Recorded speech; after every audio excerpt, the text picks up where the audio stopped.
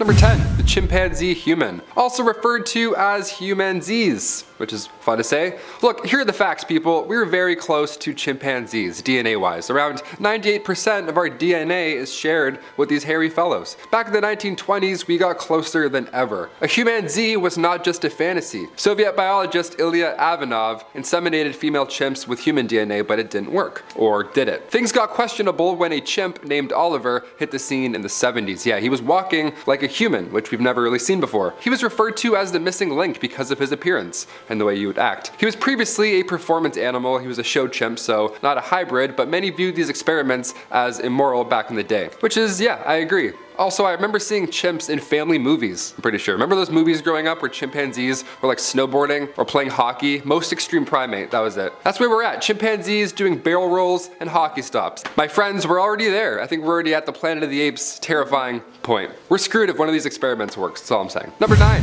human cow eggs. Okay, we had a few giggles talking about chimps. Time to get into the real scary science. Back in 2008, hybrid research was being done. Human-animal hybrid research, obviously. The whole idea was to find a cure for Parkinson's disease. I like these projects because we're moving forward, at least. We're not just doing it because we're like, let's see if we can bring dinosaurs back. We're trying to find a solution. Otherwise, we don't need to be poking around cows. Nobody needs 3 bowls of cereal before gym class, okay? There's other ways to wake up in the morning. Let's just leave cows alone for like a bit, maybe? Scientists used the nucleus of a cow egg. They took it out and replaced that nucleus with the human and skin cells. And then in a little time, the egg can develop and turn into a blastocyst, aka a cloned embryo. And there we have stem cells for said science. Again, this is a lovely step, but how far do we go here with DNA mixing? How much DNA are we gonna mix before we're like, stop? Things could go south. For example, just like the number 8, Kunga. Perhaps the earliest example of human-animal hybrid testing. Scientists recently learned about this donkey hybrid that roamed ancient Mesopotamia. This was a time even before horses arrived, so they had to do something. Large Kungas would pull wagons, and smaller ones would help pulling plows and smaller loads. These little guys were the talk of the town. Imagine a hybrid animal before horses. No wonder they were a status symbol back then. 4,000 years ago, they were given as gifts for weddings. Nice, yummy. Oh, I wonder what this one is. It's definitely a Kunga. It's gotta be a Kunga. After so long, scientists are finally able to figure out what exactly a Kunga was a hybrid of. It was a female donkey and a male Syrian wild ass. Yeah, it's crazy what you can still learn from ancient animal bones from thousands of years ago. Science is incredible. It was more amazing how involved this hybrid was in Mesopotamian culture. Do we bring back the Kunga? I don't know.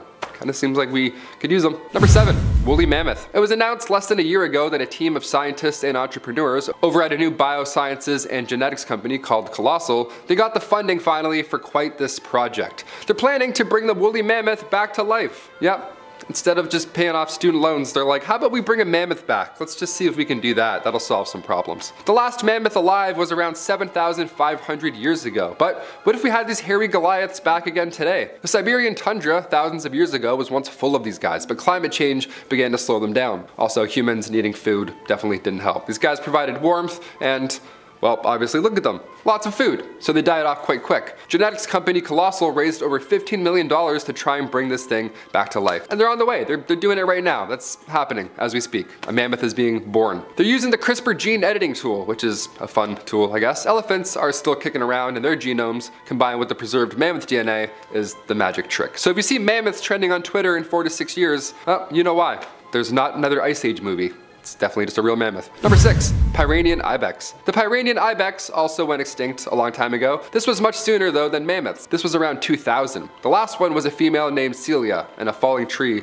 sadly ended her life. Of all the ways to go, really? Come on, man, that's sad. It was a subspecies of the Spanish ibex. They were native to the Pyrenees Mountains on the border of Spain and France. Back in the medieval ages, their population was reduced drastically to an endangered level because of, knights and swords and bows equals lunch, right? So the numbers dipped. More than fair, there's armies to feed. But in 2009, science was ready for the Pyrenean ibex to return. It was successfully cloned and brought back from extinction for 7 whole minutes. Yeah, 7 minutes in heaven, or 7 minutes out of heaven, rather. DNA from the last living lady was implanted in the womb of a domestic goat. Yeah, a little goat hybrid. Lung complications are why the clone sadly didn't last, but we had a hybrid medieval animal for 7 minutes. We're getting close. Number 5, the super cow. Moo, but with a lot of O's. Introducing the super cow. Okay, start your day off with some super milk, and then have a super stomach ache. your super pants. My God, I can't do milk anymore. Only in Belgium. Back in the 1800s, scientists and farmers brought together native cattle and short horn cattle to make this hybrid animal. After that, they would literally just pick the biggest cows of the bunch and then have them breed together, and then so on and so forth. These cows are officially called Belgian Blues, but I will continue to call them super cows. Thank you very much. That sounds amazing. I can't even look at them. God, they're disturbing. They look like bodybuilders. Just, it makes no sense. What? Where does that come from? Let's move on. Number 4. Tasmanian tiger. Once native to Australia, the Tasmanian tiger, also known as the thylacine, was a massive carnivorous marsupial that went extinct around the 1930s, also quite recently. Major factors here are, as you guessed what I said earlier, climate change, hunting, and its genetic diversity wasn't all too great. All those combined, it's just no chance. It's sad on one hand because these beautiful creatures disappeared so recently, but it's also recent enough that we have a shot at bringing them back to life. Hey, what's up? Hey, you've been asleep. Hi. Hybrid science. There we go. Let's get mixing. Yeah, imagine looking outside and seeing this thing on your front yard. Are we ready for this? I think we're ready. Let's jazz up some trails by introducing these guys. Specimens of the Tasmanian tiger still remain preserved in jars. No idea who has them or why, but we'll move on from that. Thank God for those jars. So we have Tasmanian tiger genes present, so scientists can now insert them into a mouse fetus. They just combine fetus of a mouse and DNA. I do this a lot. This is how I'm gonna explain this to my kids and be like, hey, this is how the human life cycle works. You just do this with your hands a lot, and then you're alive. They're still lacking the full DNA to successfully recreate it, but they're close. A recent $5 million donation to the University of Melbourne earlier this year allowed for researchers to create a research lab. So, yep, they were actually getting very close. They're like making the lab to make this thing. I'm like, ooh, they're gonna do it. Number 3, the great razor auk. Yes, once thriving in colonies off North Atlantic coasts, the great auk would grow up to 30 inches long and its wings would only be used to swim. They were cute, but quite defenseless, these little guys. Around the 1500s, European fishermen discovered this perfect area for hunting and or eating, and it just happened to be where most of these great auks were hanging out. So they disappeared fast. By 1950, the last 2 known specimens were hunted by a single fisherman on Eldey Island, just off the coast of Iceland. And that was it. They were gone. Until now. Nice. Scientists plan on using genetic information extracted from their fossils or preserved organs. Remember those guys in jars and the organs that I talked about? Yep. Classic organs in jars. Always coming in handy. They plan on editing their DNA into the closest living species, which is now the razor-billed auk. So now we get a nice fun hybrid again. The organization Revive and Restore is behind the wheel on this one, so keep it up. Keep bringing things back from extinction. Just not humans. I don't want zombies, please. Number 2, lions. Back in the 80s in the Chatbir Zoo in India, they started an experimental program where they would breed together domestic lions and African lions in the hopes that they would just be introduced to the wild and help with the dwindling population of wild lions in India. On paper, that's a great idea. That's a step forward. We love those. But the zoo found 2 African lions that were being used in a circus and was like, you know what? We're gonna save you guys. Get out of the circus. Then they brought them in to breed with their 2 Asiatic lions. So I mean, from circus to science, it's like, you're still sorry. When the cubs were born, it was clear this was already a mistake from the get-go. The cubs already had severely weak back legs, they were having trouble walking as they got older, their immune system started to fail, and by 2000 they had bred more than 70 of these hybrid lions. So they finally decided to stop the program and all the males were given vasectomies in order to stop any further reproduction. There are luckily laws that prohibited them from killing these animals, so at this point we're just waiting for them to die naturally, which sucks, but it's definitely better. And finally, number 1, the dodo bird. Dodo birds were once big and beautiful. These flightless ground nesting birds once filled the islands of Mauritius located in the Indian Ocean. They were awesome. We've seen them in Ice Age. They're all funny and big and furry. They had massive talons. They were gray and blue. They were gorgeous, and best part of all, they didn't have any natural predator until, us. Until we came around. Around 1507, the island was discovered by Portuguese sailors, and well, the rest is history and or lunch. They were the easiest bird to hunt, hence the phrase dead as a dodo. They weren't just loved by sailors either, they were not 100% to blame here. Monkeys, rats, pigs, any animal basically that made its way to the island easily had their eggs for lunch, so it didn't take long for the dodo bird population to be completely wiped out. The last dodo was hunted in 1681, but could it be? Could we bring back said dodo birds? Scientists found an extremely well-preserved dodo skeleton back in 2007, so we may have a chance at picking some DNA apart there and bringing them back to life via hybrid science. A research facility near Melbourne, Australia is currently trying to use pigeon genes to bring the bird back. I mean, yeah, I'm all for the idea of bringing an animal back to life. Scientifically, that's definitely a feat in itself, but how long before these things are on hot ones, like dodo chicken wings? Now that I've said it, you kind of want one, right? Now you feel bad. There we go. Hit that thumbs up so we don't feel guilty. Starting off this countdown, we have the rat pigs. The Salk Institute for Biological Studies in the US has been known to run a number of crossbreeding experiments. One was performed on rats and pigs. The team of scientists decided to take stem cells from rats and inject them into pig blastocysts. However, this failed, and I mean, I'm not surprised. Rats and pigs have different gestation times, and genetically they are very different. But imagine a pig that looked like a rat. Okay, that is terrifying. In our 9th spot, we had the human Z attempts. In 1967, scientists in China were working on creating a human-chimp mix. Sadly, not much information about these experiments have been disclosed to the public. But rumor has it that the experiments didn't really work. They wanted to basically create a chimp that could talk fluently in whatever language it was taught. Then in 1981, they tried this experiment again. They impregnated a female chimpanzee with human sperm. Turns out, the chimp did manage to get pregnant by it, but sadly passed away 3 months later due to complications. Coming in at number 8, we have the rat mouse. Scientists at the Salk Institute have found a way to grow the pancreatic tissue of a mouse inside of a rat. The mouse pancreas was able to grow inside of rats successfully. So they grew these new pancreases from mouse stem cells that were then placed in the bodies of the rats. And then when the pancreases were complete, they transplanted them back into the mice. Now the biggest thing about this experiment is that this technique could reverse diabetes in the mice. So they hope that one day they can grow organs inside the bodies of different animals, and then you transplant those organs into humans to cure diabetes.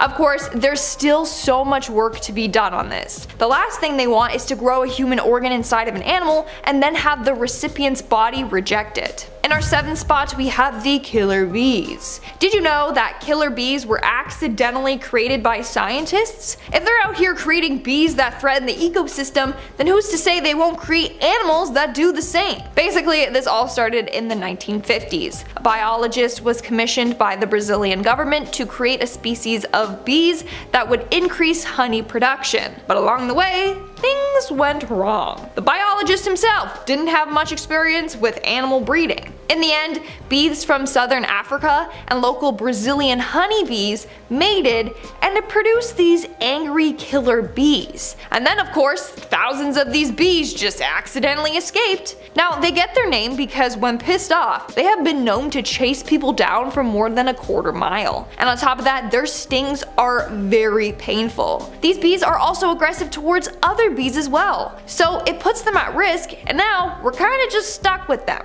In our 6th spot today, we have the human mouse. In the late 90s, 3 doctors started doing experiments to try and create human body parts in a lab. One of these experiments involved growing a human ear on the back of a mouse. So they did this by creating an ear-shaped scaffolding and putting cells of cartilage from a cow on it. They then put the mouse under anesthetic and placed this ear under its skin. Crazily enough, the mouse's body fed the cow cartilage cells. The scaffolding dissolved and the mouse grew this artificial shape of a human ear. But it was only the outside of an ear. Okay, it didn't work, there was no eardrum. Now you might be wondering why they did this. Well, their hope is that this will help plastic surgeons when reconstructing human ears for their patients. So they would create this ear on the mouse and then graft it onto the person. So you'd have an ear that is part mouse, part cow. We are now at our 5th and halfway mark with the goat with human milk. I swear I didn't make this up, it's real and I'm a little disturbed. But basically, scientists have figured a way for goats to produce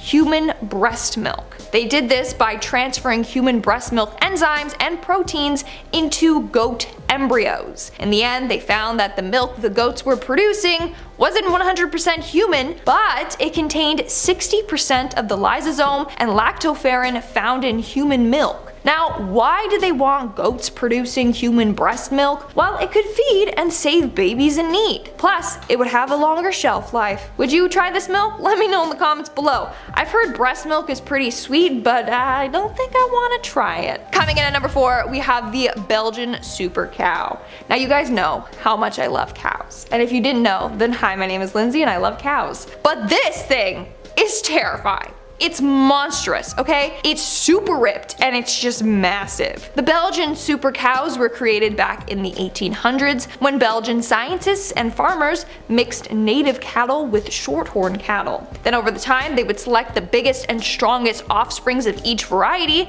and then breed them together. So on and so on, bam! You got a super cow, which is definitely the biggest and strongest, and I understand why they call it the super cow. Like, just look at this beast, okay? It could crush anyone. In our third spot, we have the Enviro pig. So pig waste is actually pretty toxic. I mean, if you've seen the Simpsons movie, then you'd know all about it. I mean, that was a bit of an exaggeration, but still. Anyways, pig's waste contains really high levels of phosphorus. This phosphorus ends up in lakes and rivers and oceans and can cause a boom of algae. So scientists were trying to come up with a way for pigs to have less toxic waste, hence the creation of the Enviro pig. Enviro pigs are pigs with up to 65% less phosphorus in their excrements. This pig was first created in 1999 at the University of Guelph's Farm in Canada. This pig had its phytase gene attached to a piece of mouse DNA. Now, it's really complicated to explain, but here's an explanation, and I quote, "The genetically altered pig was created using genetic material from a mouse and an E. coli bacterium to reduce phosphorus in the pig's feces. In the end, it made the pig excrete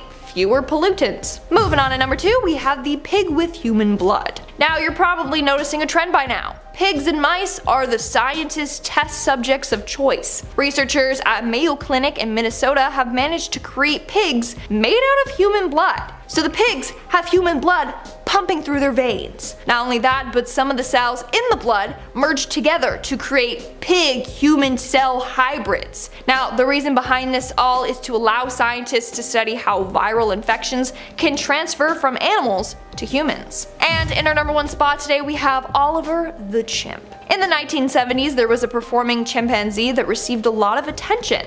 His name was Oliver. Now, Oliver was really different from other chimps for a number of reasons. The main being that Oliver might have been a successful mix between a human and a chimp. Yeah, you heard me. A lot of doctors and scientists are convinced that Oliver was a humanzee. It's believed that they inseminated a female chimp with male sperm, and Oliver was the offspring. Now let's take a look at the facts. Oliver didn't look like other chimps. In fact, he had a more human-like appearance. He had a flatter face than other chimpanzees, and he walked on 2 feet instead of all 4s. He also preferred human females over female chimpanzees, and he understood humans very well. So could it be that Oliver was actually half human, half chimp? Starting off this countdown, we have the wholphin. Take a guess at what 2 animals were bred for this one. If you guessed a whale and a dolphin, you're correct. A wholphin is a mix between an Atlantic bottlenose dolphin and a false killer whale. The first recorded wholphin was born in 1981 in Tokyo SeaWorld, but sadly he only lived to around 6 months. Probably a prime example of why they shouldn't exist in the first place. Another wholphin was later born at a sea life park in Hawaii in 1985, but she had trouble reproducing and all her babies sadly passed away. In our 9th spot today, we have the horse human. And this one is going to ruin your day completely. In 2001, a man was caught trying to inject human sperm into a horse. He had done this to about 6 horses until he was caught by police and arrested. Thankfully, none of the horses got pregnant. But ew, imagine if they did?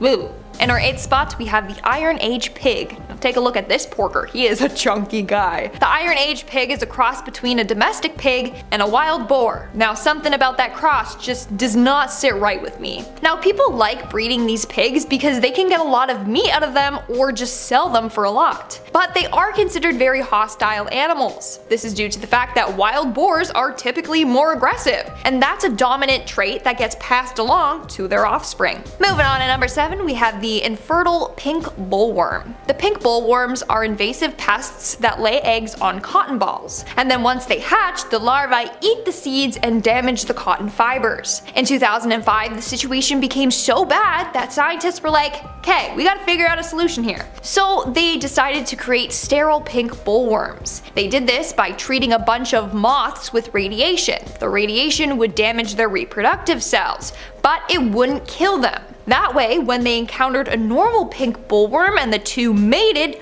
bam, it would create an infertile pink bullworm. So for 4 years, 2 billion pink bullworm moths that were treated with radiation were released into Arizona's cotton fields. They literally would fly an airplane above the fields and just drop millions of these moths down onto the crops. And it worked. It helps with the bullworm problem.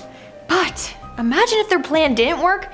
That could have gone really bad and damaged entire cotton fields. Coming in at number 6, we have the sheep with human livers. In 2007, scientists at the University of Nevada, Reno managed to grow human livers inside of a sheep. They did this by injecting human stem cells from bone marrow into sheep fetuses. Now, they chose sheep as their test subjects because their circulatory system is very similar to ours. In the end, they managed to create livers made with 20% human cells. They are hopeful that one day this can be used to help grow human organs for those in need of a transplant inside these animals. But anything done with animals is highly controversial, especially when it has to do with injecting them with human DNA and stuff. We are now at our 5th and halfway mark with the cows. I swear, no animal is safe out there, okay? Not even cows. In 2008, British researchers were given the okay to conduct some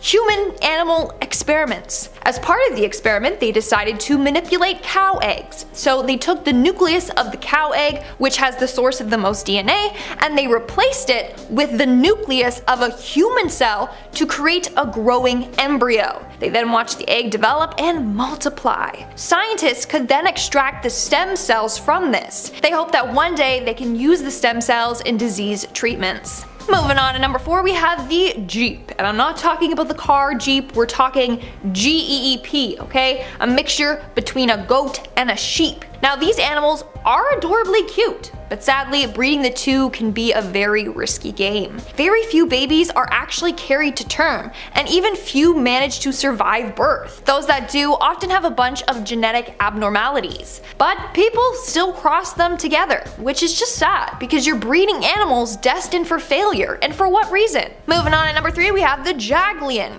Can you guys guess what this animal is a mix between?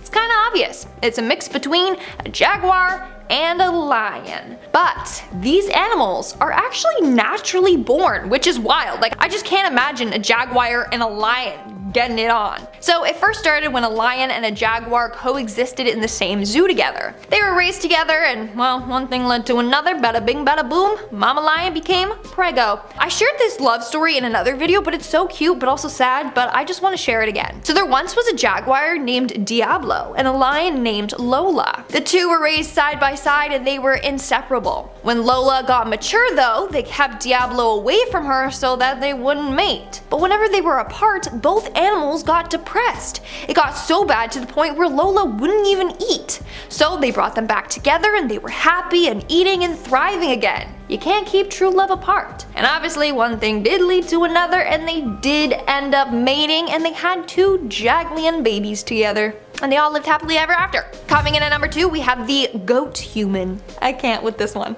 Okay? I just can't. But this image right here is said to be a picture of a human goat baby. Story goes that in 2016 in Alabama, of all places, a goat gave birth to an odd-looking baby. In fact, its kid looked very human-like. So it's said that this goat was actually the product of a human getting it on with a goat. I know, it's disgusting. It's disgusting.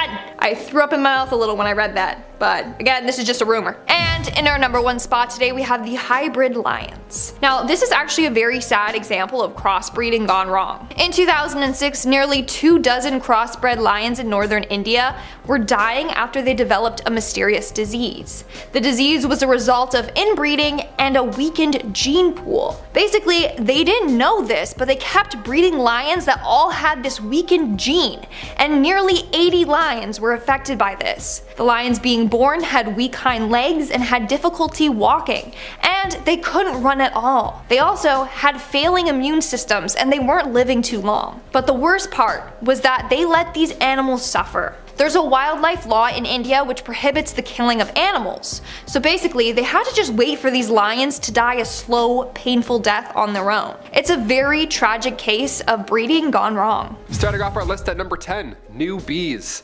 Great. Sick of the old ones that sting you in the neck and then you're allergic? We got some new bees now to worry about. Here we go. A lot of us know bees are pretty harmless and kind of cute, hairy little pollinators. Unless, of course, like I mentioned, you're allergic or terrified of them. But truthfully, bees normally do a lot more good than harm. Obviously, right? Save the bees. That was, of course, until an experiment in the 70s went south. Yeah, this experiment resulted in a new bee, just a dangerous bee. The idea was to take a regular honeybee and breed it with a bee that is found in Africa that produces more honey. And of course the goal was to produce a manageable bee that would also be able to provide more honey than a regular honeybee. Good stuff, right? On paper this sounds like a step in the right direction. Well, the bees that came out were a lot less manageable and they didn't even make more honey. Yeah, liars. You're fired, all 1,000 of you. Get out of here. After this experiment ended, however, the bees got out into the environment, and in the 80s we saw the beginning of a massive trouble. These bees are not only aggressive towards other kind of bees, which creates a huge problem, but they're also very aggressive towards human beings. Nice. And when these guys sting, their stinger stays with them, so they can, continue to Julius Caesar you how many times they want. Victims of these swarms receive 10 times the amount of stings as regular swarms, so horrible, horrible news. And they react to disturbances 10 times faster, and they will also chase said disturbance a quarter of a mile. So hope you can run really fast and really far. Number 9, wholphin. These guys were created when a female common bottlenose dolphin was bred with a male false killer whale. Yeah, we shouldn't be doing this. They're extremely rare and they have been found in the wild, but unfortunately most of the ones that have existed were bred in captivity. Because humans are the worst. The first recorded wholphin was born in the Tokyo SeaWorld in 1981, and he very sadly died just 200 days later. Didn't even make it 1 year. Horrible. Probably a prime example of why they maybe shouldn't exist in the first place. I don't know, just a wild observation. The first that was born in the United States that actually somehow survived was at Sea Life Park in Hawaii in May 1985, and her name was Kekamalu. She ended up having 3 babies. The first passed away after a few days, the second passed away at the age of 9, but thankfully the third one is still alive. In March last year, both Kekamalu and her daughter were still alive, but they remain, of course, in captivity, so it's like, great.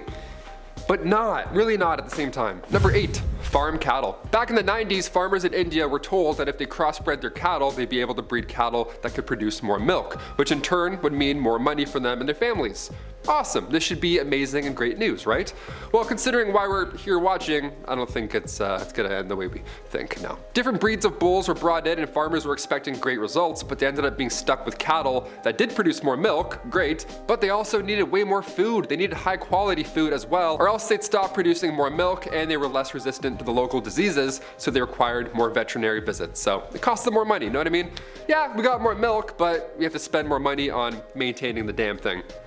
It's not a win. It's not a win in my book. Number 7, old Buffalo Jones. Here we go. A guy named Charles Buffalo Jones. Let's talk about him. This man started breeding animals in 1906 because the bison population in Arizona at the time was exceptionally low. So bison were bred with domestic cattle in order to produce a hardy commercial animal. Nice. Old Buffalo Jones getting his science on. He ended up just giving up on this and released the animals, who were then managed by the state, and the numbers remained relatively low because of limited hunting licenses. Well, when the beefalo, good name, found their way into a national park where hunting is banned and therefore aren't any, natural predators, the population began to grow by 50% a year. That's a lot of beefalo. So none of this is necessarily bad, but it's the animal's environmental impact that has the real trouble. First off, they're very thirsty animals and they can consume 10 gallons each per trip to a watering hole. So they're sucking it all up, you know what I mean? It's like when you're in school and you're waiting for water and the guy in front of you just keeps drinking. You're like, oh my God, what are you doing? Where is this going? Not to mention the fact that they do their dirty business in the water and that basically just ruins it all. Basically, they've thrown the entire ecosystem off balance and have pushed out other animals, and insects and plant life around have also been infected, all because they're thirsty and they like to take big shits where we all drink our water. Thanks, beefalo. Number 6, hybrid lion. Back in the 1980s at the Chatbir Zoo in Chandigarh, India, they started an experimental program where they would breed together a domestic lion, which is a bit smaller, has a less shaggy mane. They would breed that with an African lion in the hopes that they could be introduced to the wild and help with the dwindling population of wild lions in India. Again, sounds like a great plan at first. How do we make it happen without making weird animals? The zoo found 2 African lions that were being used in a circus and then brought them in to breed with their other 2 Asiatic lions. Nice. Hey, we'll save ya! Just kidding, even worse. When the cubs were born, it was clear this was already a mistake, as the cubs all had severely weak back legs. They were all shaky. They were having extreme trouble walking, and as they got older, their immune system started to fail more and more. Sadly, by 2000, they had bred more than 70 of these hybrid lions, and they finally decided to stop the program, and all the males were given vasectomies in order to stop any reproduction further. There's also laws that prohibited them from killing animals, so they were simply just waiting around for them to die naturally. It's kind of a weird circle we got into. When there's a dwindling population of lions, it's insane to me that they just wasted 20 years trying to do this when they could have just simply bred the lions that they had. You know what I mean? It was right there, and they're like, all right, now let's try something new. It's like, what? No, why? Number 5, Kunga. Perhaps the earliest example of human-animal hybrid testing. Here we go, halfway through, time to turn it up a bit. Scientists recently learned about this donkey hybrid that roamed ancient Mesopotamia. Now this was a time before even horses arrived, so they had to do something, right? Large kungas would pull wagons and smaller ones would help pulling plows. These little guys, they were the talk of the town. Imagine hybrid animals before horses. No wonder they were a status symbol. 4,000 years ago, they were given as gifts for weddings. Yeah, yummy. I wonder what this one is. It smells a little stinky. After so long, scientists are finally able to figure out what exactly a kunga was a hybrid of. It was a female donkey and a male Syrian wild ass. Yeah, just a wild ass over there. Hey, nice wild ass. It's wild what you can still learn from ancient animal bones from even thousands of years ago. It's mind-blowing. More amazing how involved this hybrid was in Mesopotamian culture. Do we bring back the kunga? I don't know. Number 4, super cow. Moo, but with a lot of O's. Just tons of a moo, just a mighty moo. Introducing the super cow. All right, start your day off with some super milk, and then have a super stomach ache, and shit your super pants. Only in Belgium, let's do it. Back in the 1800s, scientists and farmers brought together native cattle and shorthorn cattle. After that, they would literally pick the biggest of the bunch and then have them breed together. These cows are officially called Belgian Blues, but I will continue to call them super cows. Thank you very much. I can't even look at these guys. They're disturbing. They look like bodybuilders. That makes no sense. They have like 8 biceps. The Incredible Hulk, just with more milk. Number 3, the mouse with an ear on its back. Oh, I want to Q-tip this guy every time I see him. The mouse with a human ear, folks. How did this happen? This is like the world's greatest mouse spy. Stuart Little's evil brother. Let's do it. Back in 1997, this Vacanti mouse became the test subject to determine if scientists could grow cartilage using chondrocytes, aka cells from a cow. And clearly it worked. A little too well. It's a little odd what we have. We're still talking about it, obviously. It's weird. It all started when Joseph Vacanti, a pediatric surgeon, began designing human organs. This was during a shortage in time. He wasn't just bored and started to make ears. He was changing the medical game. And little did he know, he was about to change the science game as well. He constructed an ear, and he told his brother Chuck and his partner Bob to not bring up the fact that he attached said ear to a live mouse. Kind of hard to bring up, but we'll do our best. Okay. Chuck failed. He spilled the beans almost right away. But now we know that cow cartilage can create human cells. That's great. I want to Q-tip his back. Is that weird? That's not weird. Gives ear cheese a whole new meaning. I'm gonna throw out. Number 2, the zorse. I'll give you a second to figure out what animal this is. Nice, there you go. Male zebra, female horse. Now we've got a really fun word. Zebroids are also quite common historically. Charles Darwin even noted some in his work. So since the 19th century, crossbreeding zebras with horses and donkeys, it's all been done. More often than not, and this is what makes them stand out, zebroids will experience dwarfism. It's pretty cute. In 2010, a zedonk was born, a zebra donkey. All these fun names, right? But again, back in the 70s, 3 were born in Colchester Zoo. These zookeepers were like, how do we make zoos new and hip and bizarre? Oh, I know. Humans are not great. Humans are too bored, it seems. And finally, number 1, Hiromitsu Nakauchi, stem cell biologist from Tokyo. This last one is too wild. Just recently, his experiments have been approved by the government, so things are actively in play here. Not old Farmer Joe in the early 1900s. No, we're getting to modern science now. Hiromitsu hopes to grow human cells inside mice and rats, right? Like we just talked about. But then he wants to transplant those embryos into surrogate animals. A lot of animals, a lot of cells, a lot of traffic going in and out. Cells into rats and mice embryos. How do we even get here? We went from Salem witch trials to rodents being genetically manipulated so they can make pancreases for you. What? But his hope here was that the rodents' bodies will be used for human cells to then make a pancreas for themselves. So it's kind of like a kickoff into biology, right? Here's the thing, while conducting said experiments, they found out that rats were starting to develop a human-type brain. Yeah, that's when they decided to pull the plug, rightfully so. The second humans and animals get too close, governments come in and they go, hey, stop.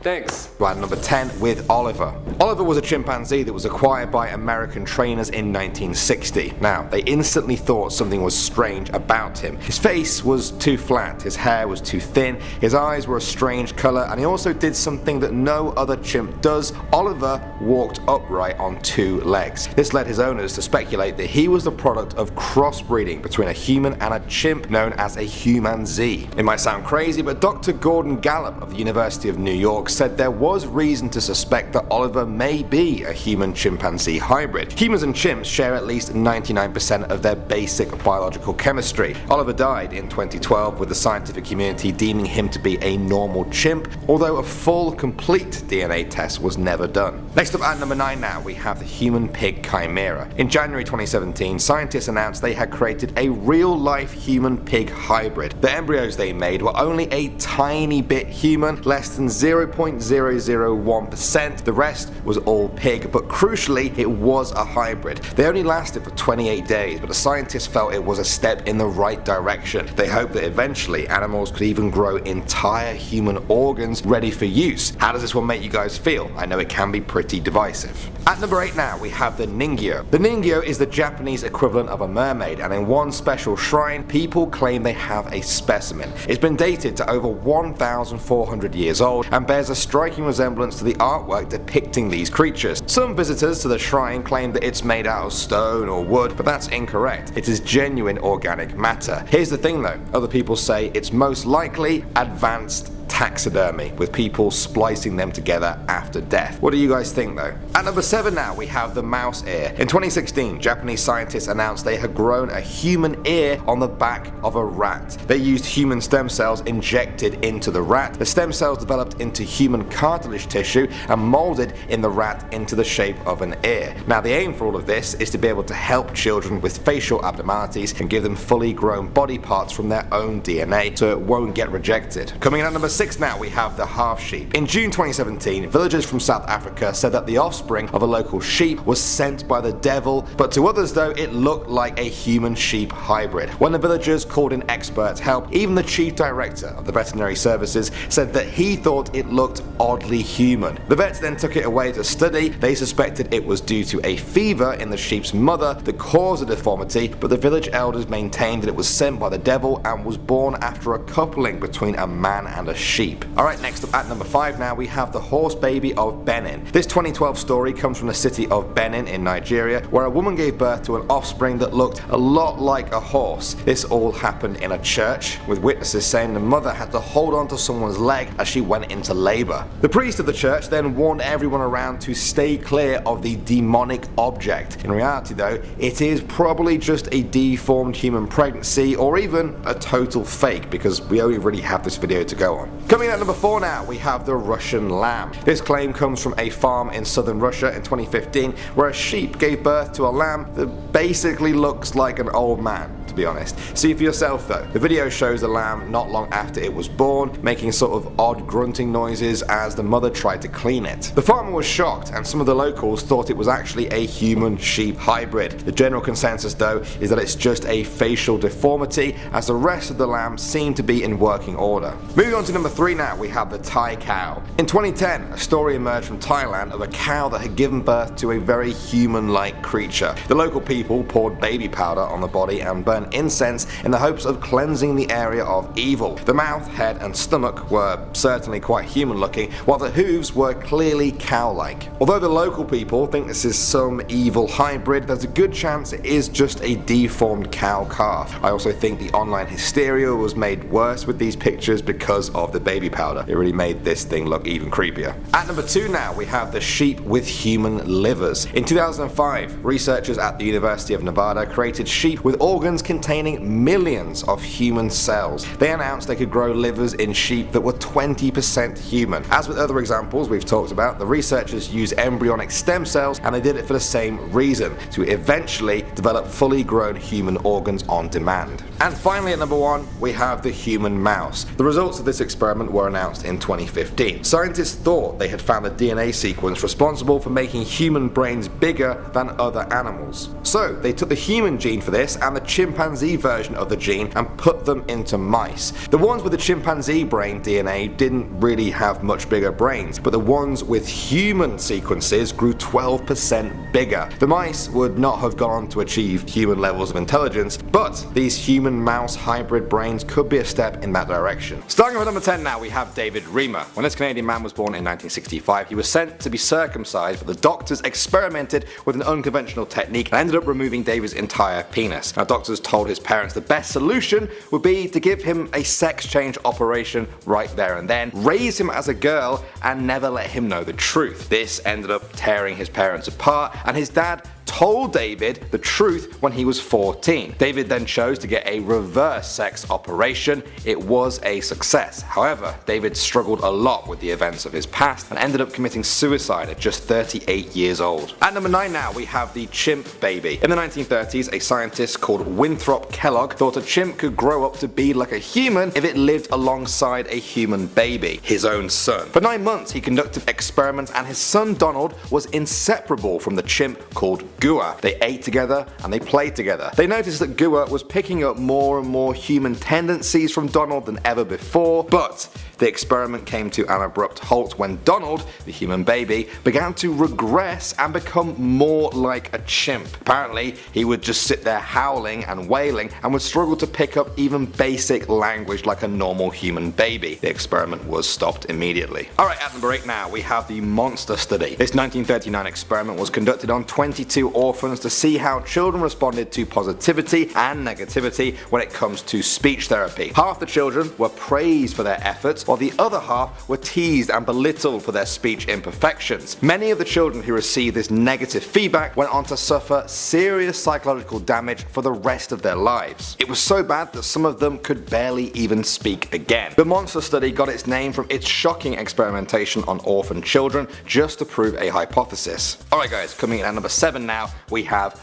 Tusco. This one was just messed up, if I'm honest. In 1962, when the CIA was absolutely obsessed with finding out the effects of LSD, they experimented on an elephant with the help of the University of Oklahoma. The elephant, called Tusco, weighed 3.5 tons and was given enough LSD to make 3,000 humans hallucinate. The CIA were trying to see if they could make the elephant enter must, which is a naturally occurring state where elephants become violent and uncontrollable. The experiment was a total disaster. Tusco almost immediately collapsed and had a seizure for almost 2 hours before finally dying. At number 6 now, we have the Stanford Prison Experiment. This psychology experiment conducted by Stanford University involved splitting 24 random students into 2 groups. One group were the prison guards and the others were their prisoners. This was set up for them to study how power and authority works within human groups, but it got really messed up. It was supposed to last 2 weeks, but had to be stopped after just 6 days because the guards began to abuse their power. They would emotionally and physically abuse the prisoners. After just the first day alone, the guards were already attacking them with fire extinguishers. Yeah.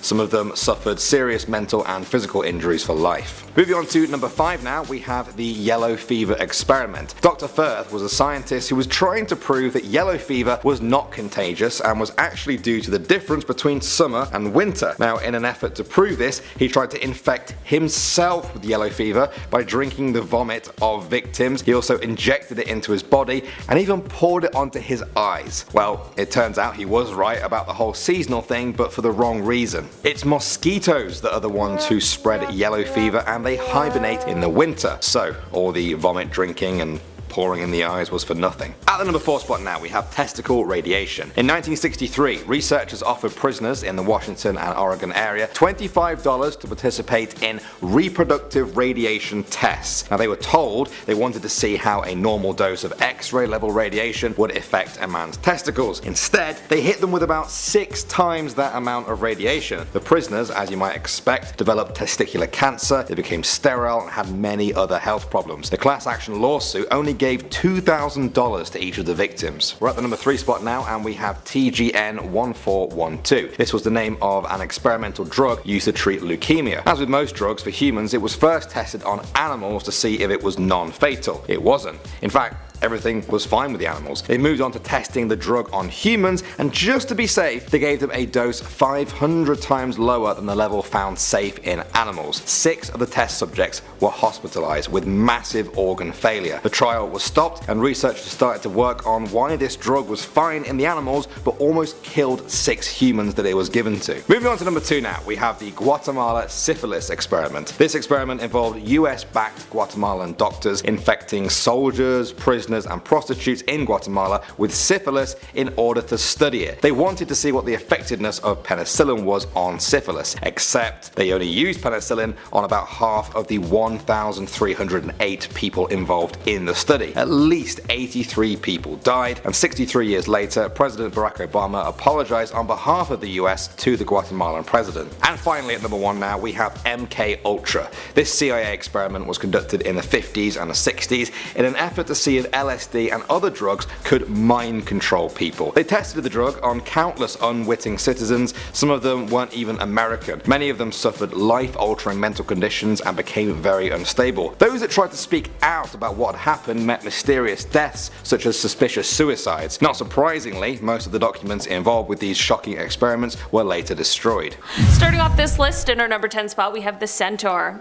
This is one of the most famous hybrid creatures of all time, the infamous horseman of Greek legends. It isn't quite clear exactly how this legend originated, but there is a really interesting theory which I love. Basically, some people believe that perhaps the idea for this creature came about when the people of the Minoan culture, who are said to have possibly at the time been unfamiliar with horses, they ran into a tribe of horse riders.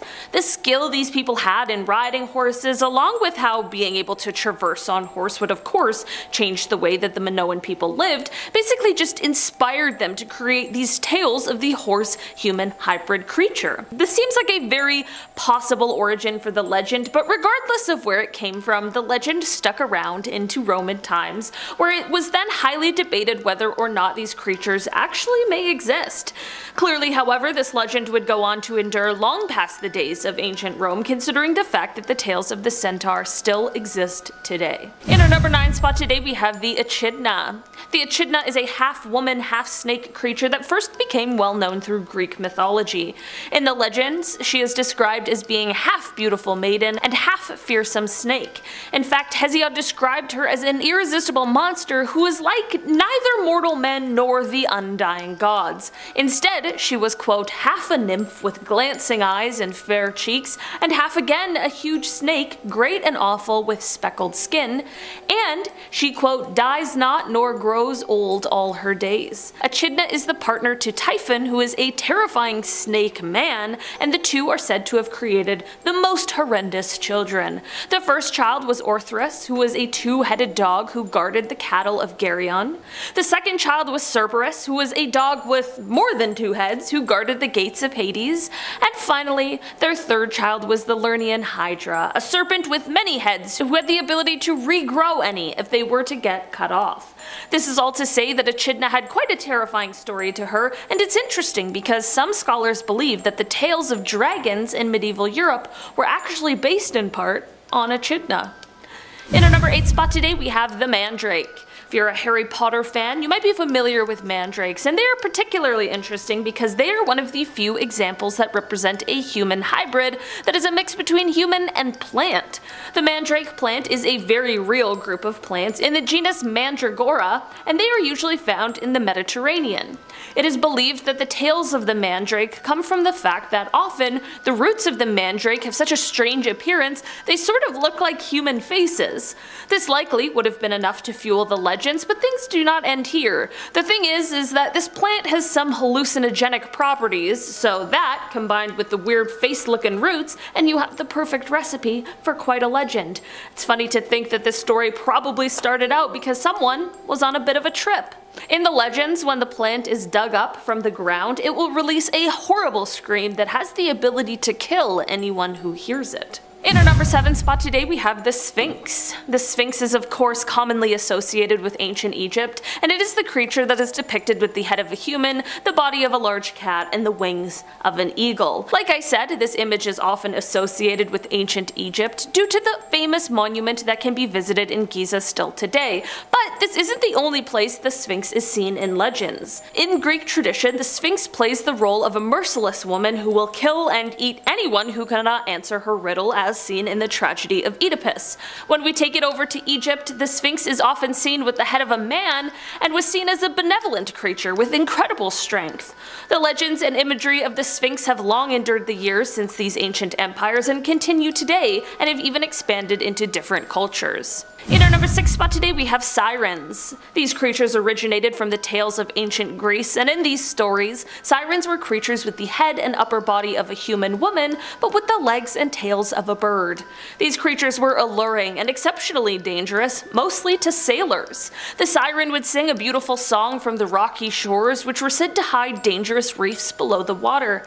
Using her songs, she would lure sailors to this treacherous area, likely to meet their demise. The siren is an important character in the legend of Odysseus as he returned from Troy in the epic. In the legend, he had to tie himself to the mast of his ship in order to resist the temptations and the lure. The tales of the siren have lasted for years and were still quite prevalent when they made a reappearance in the writings of 17th century Jesuit priests, who believed that these creatures were in fact real. Today we still use the word siren and the term siren song to describe things or ideas that are exceptionally intriguing and alluring. Throughout the years, the descriptions of the siren have gone on to become a bit more mermaid-like than bird-like as they originated, which does bring me to my next point. In our number 5 spot today, we have mermaids. Mermaids are one of the most famous creatures in our modern mythology that came all the way from ancient Assyria. These creatures with the upper body of a human and the lower body of a fish, all from the goddess Atargatis, who transformed herself into a mermaid after she was ashamed of herself for accidentally killing her partner. A tragic story that spurred the tales of mermaids for centuries to come. Since these legends, mermaids have appeared in stories all over the world, and often people regard them as less than fictional. Christopher Columbus swore he saw real mermaids on his voyage to the New World, but then again it's becoming abundantly clear that he had no idea what he was looking at for a lot of that journey.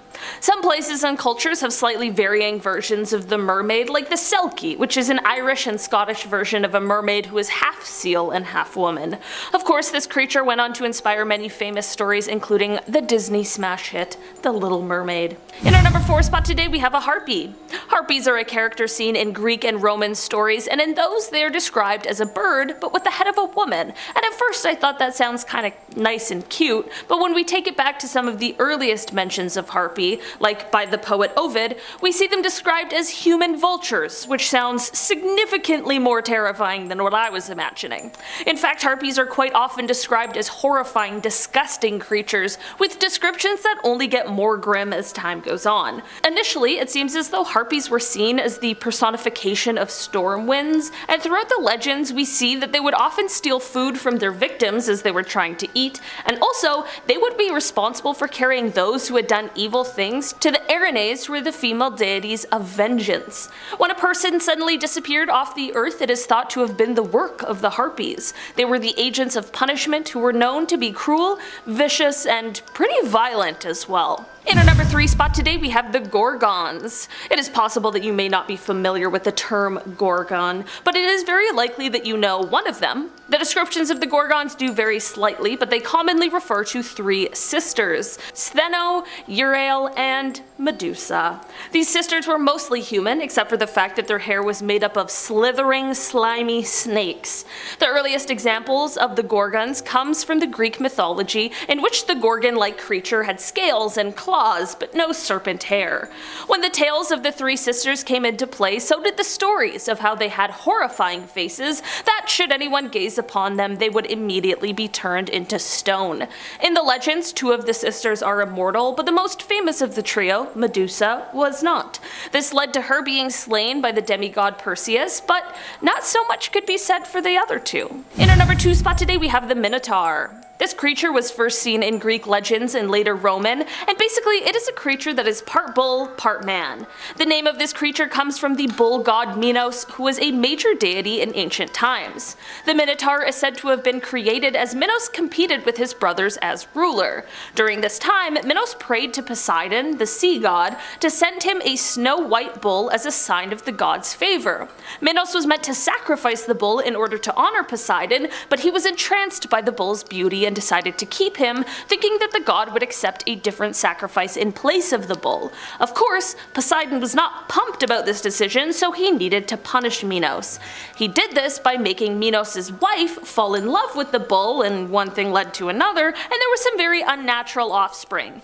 In the end, the Minotaur was born, but there was no natural food source for this creature, so instead it began to devour human flesh to appease its appetite. The creature is depicted as having the head and tail of a bull with the body of a man. While the most famous appearance of the Minotaur was in the Greek story of Theseus, who actually fought the Minotaur in the labyrinth, the legend of this creature has long prevailed and is seen in many stories still today, including Dungeons and Dragons, and some would even argue that the Beast in Beauty and the Beast is a creature modeled after the Minotaur. In our number 1 spot today we have the Satyr. We're not just talking about Mr. Tumnus, we're taking it all the way back to the Greek stories of the creature who is half man and half goat. These creatures started out in legends as a male nature spirit with ears and a tail resembling those of a horse, but throughout the years they became more human-like and less beast-like before they began to gain these more goat-like characteristics.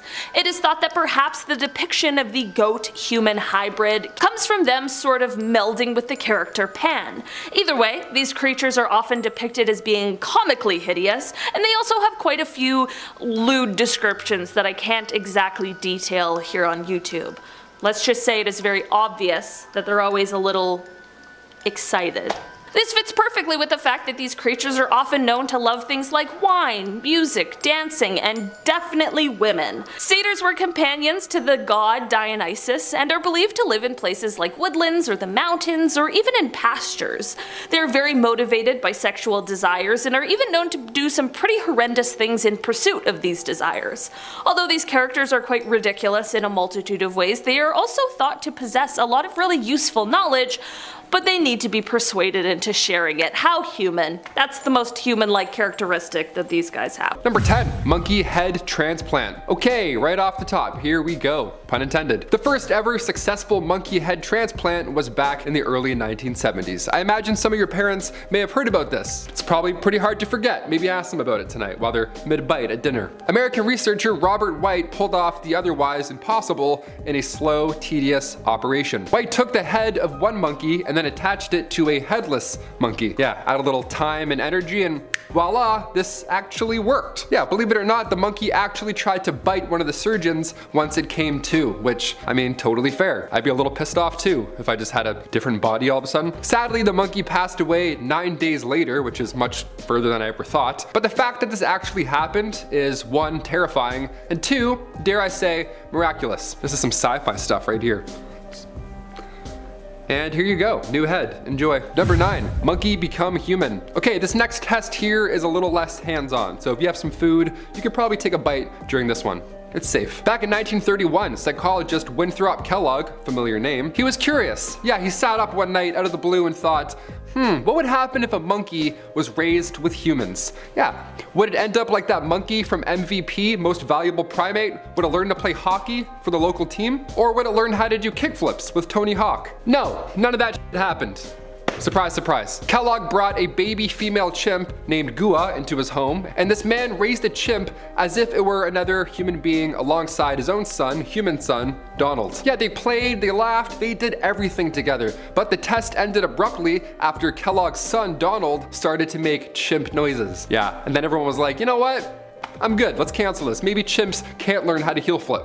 We're done, let's go home. So Gua was then released. There we go. No more human best friend, you know? Back to normal, dare I say, normal? Number 8, feel the music. Okay, this next one here is a little fun, and we're on a part 3, and I have to talk about it. I just have to talk about it. There are many odd experiments in history where humans should have left, you know, human elements out, like music and illicit substances. I can't say what I want to say, but it's white. It's fluffy. It's a bad substance that's white and fluffy. There you go. That's all I'll say. YouTube's like, what is he saying? I can't figure it out. There you go. Only you and I know. We're too smart for the algorithm. Well, back in 2011, a study was done where rats, just a bunch of rats, were all put in a room, and on loop, they played a Miles Davis song. So they were all on said illicit substance, right? That stuff. And they were in a room while Miles Davis played all day long. Just smooth jazz all day. I'm not laughing because like it's funny. It's the weirdest thing. Imagine walking into this room by accident. You're like, what's going on in here? Oh my God, everyone's all hopped up. Well, before the substances were injected into the test subjects, they all seemed to have calm demeanors while Beethoven played on loop. But after injected, all the rats were neurologically triggered to that smooth jazz. Yeah, after 1 week on the sauce, the rats were all of a sudden like, you know what? Miles Davis. Kind of slaps. Been sleeping on Miles Davis this whole time. They're all like, yeah, Miles Davis, really good, so good. Horrible animal research and taxpayers' money.